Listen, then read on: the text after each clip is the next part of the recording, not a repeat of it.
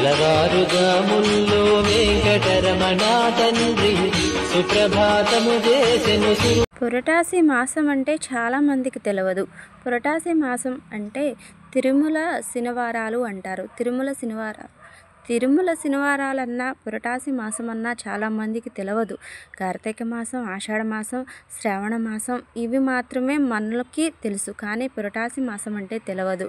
ఈ మాసంలో వెంకటేశ్వర స్వామికి భక్తి కొద్దు నీకున్న దానిలో తులసి దళమైన స్వామివారి పాదాల చెంత పెడితే స్వయంగా స్వామివారి పాదాల చెంతకు చేరుతుంది.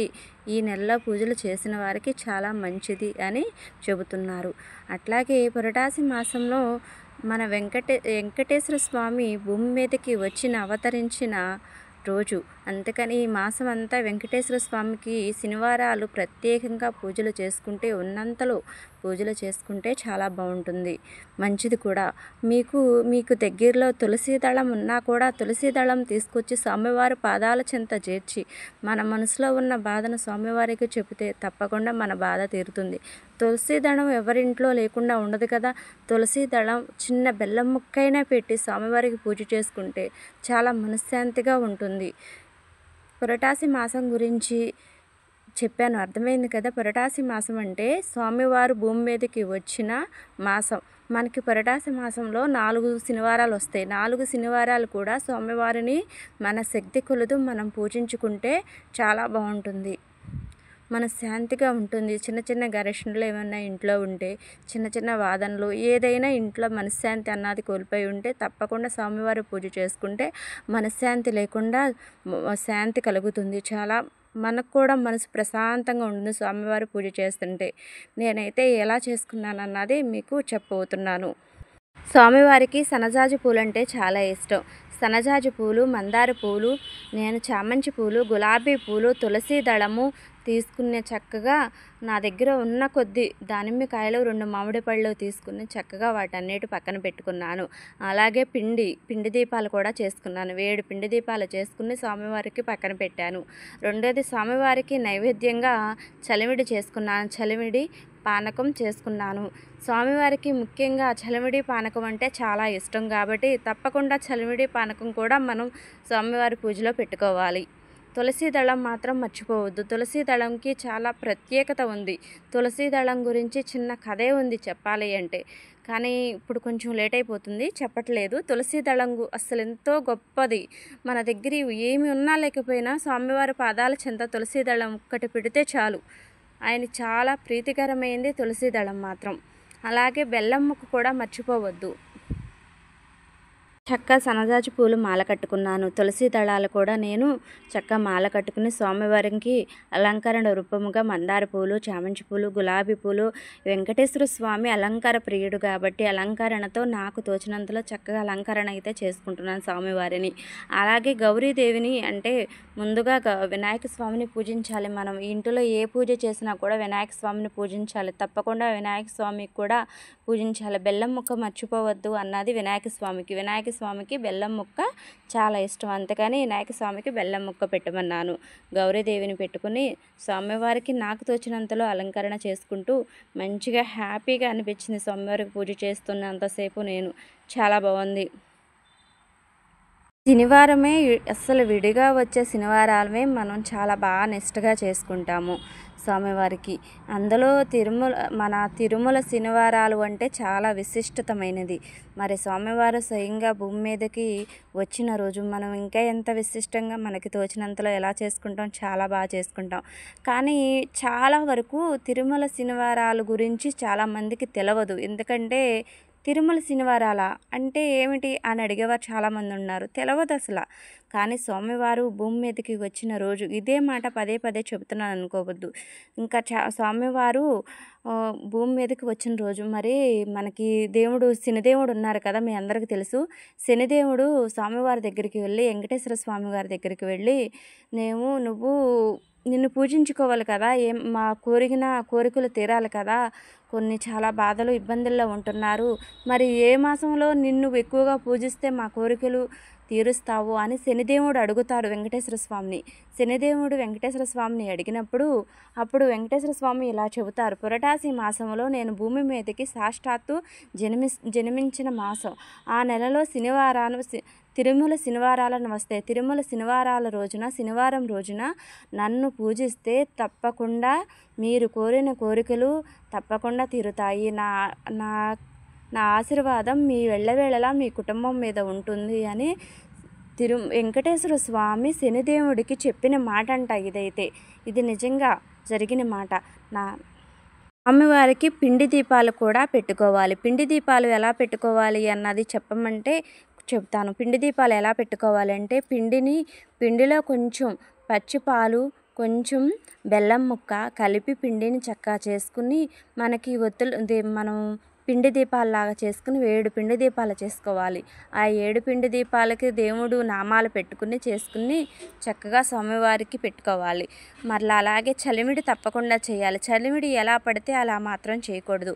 నైట్ పూటే బియ్యాన్ని కొంచెం నానబెట్టుకుని తెల్లారి పొద్దున్న ఆ బియ్యం కొంచెం ఆరబెట్టేసుకుని తర్వాత మిక్సీ పట్టేసుకోవాలి. మిక్సీ పట్టుకుంటే చక్కగా చలిమిడి మంచిగా పొడి పొడిలాడుతూ వస్తుంది కదా.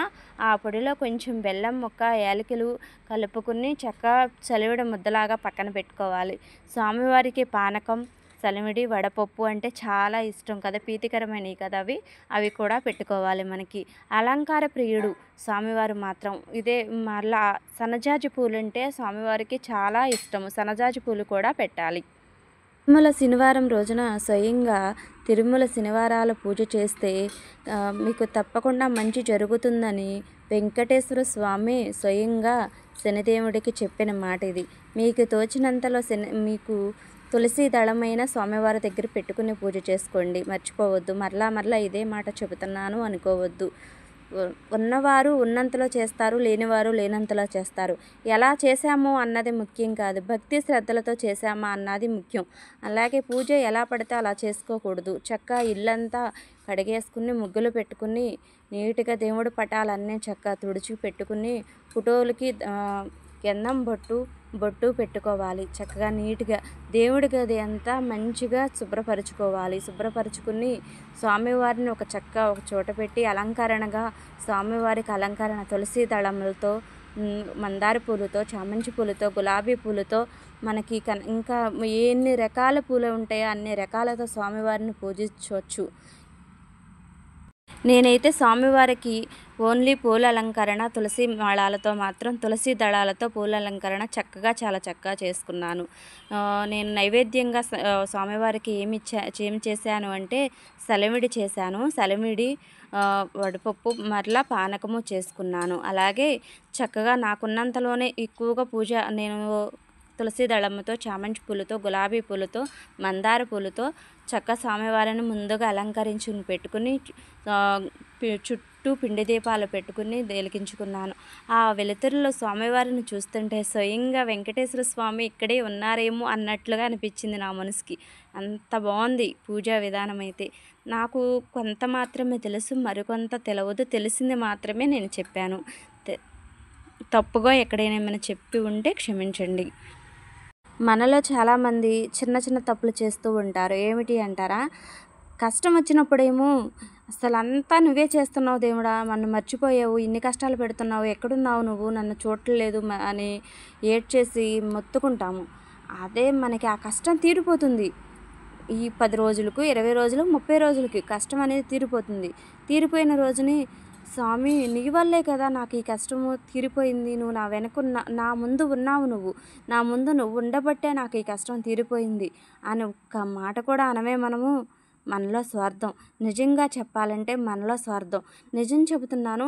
మనము స్వామివారికి వెళ్ళి తల వెంట్రుకలు ఇచ్చి వస్తున్నాం. మన కోరికలు కోరుకుని తల వెంట్రుకలు తీసి వస్తున్నాం. మరలా నీ తల వెంట్రుకలు ఇచ్చిన తర్వాత నీకు చిన్న ఇంటికి కూడా రాదు అని ఎవరైనా చెబితే మనం తల ఎంటికలు ఇవ్వడం కాదు కదా, గుడి దగ్గరికి వెళ్ళడం కూడా వెళ్ళం మనం. మరలా మనకి వెంట్రుకలు వస్తాయి అని కాబట్టే తలనీలాలు తీసుకువెళ్ళి తలనీలాలు ఇచ్చి వస్తున్నాం. ఇది మనలో స్వార్థమే. మనకి ఏదైనా బాధ కలిగినప్పుడు స్వామివారి దగ్గరికి వెళ్ళి వెంటనే నాకు ఇలా చేసావు, అలా చేసావు, నువ్వు చూస్తూ ఉంటున్నావు, మమ్మల్ని కష్టాల పాలు చేసావు, మమ్మల్ని నువ్వు చూడట్లేదు, ఎందుకు అన్ని కష్టాలు నాకే ఇచ్చావా, భూమి మీద నేనే పడాలా, అందరూ బాగున్నారు అట్లా అని మనకు తోచినట్లు మనం అనేస్తూ ఉంటాం. మనుషులు మాటలు మనకు తోచినట్లు అనేస్తాను. నువ్వు అనవా అక్క అనొచ్చు, నేను అంటా నా బాధ కలిగినప్పుడు. కానీ కానీ నాకు సంతోషం కలిగినప్పుడు కూడా వెళ్ళి నువ్వు నా ముందు ఉన్నావు కాబట్టి ఎంత కష్టం వచ్చినా ఆ కష్టాన్ని నేను తీర్చుకున్నాను. మరలా నాకు నా జీవితంలో సంతోషం అనేది నువ్విచ్చిన ప్రసాదమే ఈ సంతోషము అని తృప్తి చెందుతాను. కానీ చాలామంది అలా చేయరు. వీడియో కోసం అలా చెబుతున్నావు అక్క అనుకోవచ్చు. వీడియో కోసం మాత్రం నేను చెప్పట్లేదు, నిజంగా వాస్తవం. మీకు కష్టం అనేది వచ్చినప్పుడు స్వామివారిని నిందించడం మానేయండి. ఆ కష్టం పెట్టింది స్వామివారే కదా, తప్పకుండా మరలా ఆ కష్టం తీరే మార్గం కూడా స్వామివారే వెతుకుతారు. నేనైతే ఇలా అయితే అనుకుంటున్నాను. ఏమంటారు? నేను చెప్పింది నిజమే కదా.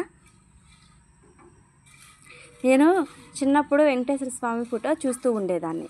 చూస్తున్నప్పుడు స్వామివారు చెయ్యలా పెట్టేసి అలానే ఫోటోలో ఉండేవారు. ఎంతసేపు చూసినా కదలేవారు కాదు, మెదిలేవారు కాదు. నేను అనేదాన్ని, స్వామివారు మీరు ఎంతసేపు అలానే ఉంటారా, కదలరా, ఫోటోలోనే ఉంటారా, మీరు బయటికి రారా, కనిపించరా అనేదాన్ని. అలా మాట్లాడకూడదు స్వామివారితో అని తెలిసే అనుభవం కూడా కాదు. తర్వాత తెలిసిందనుకో అలా అనుకునేదాన్ని. స్వామివారు దేవుడి రూపంలో, పటం రూపంలో ఎక్కడ ఉన్నా కూడా మన వెంట మనం ముందు ఉంటారు. మనం అడుగు వేస్తున్న ప్రతి అడుగులోనూ ఆయన మన ముందు ఉంటారు. ముందు ఉండి తప్పకుండా నడిపిస్తారు. నువ్వు చేసేది మంచి పని, మంచి లక్ష్యంతో ఏ పనైనా ప్రారంభించావనుకో తప్పకుండా నెరవేరుతుంది. నా నమ్మకం అది. మన మనసులో చెడు కల్మషం లేకుండా మంచి కల్మషంతో భక్తి శ్రద్ధలతో నీవు కోరిన కోరిక మంచి కోరిక అయితే తప్పకుండా నెరవేరుతుంది.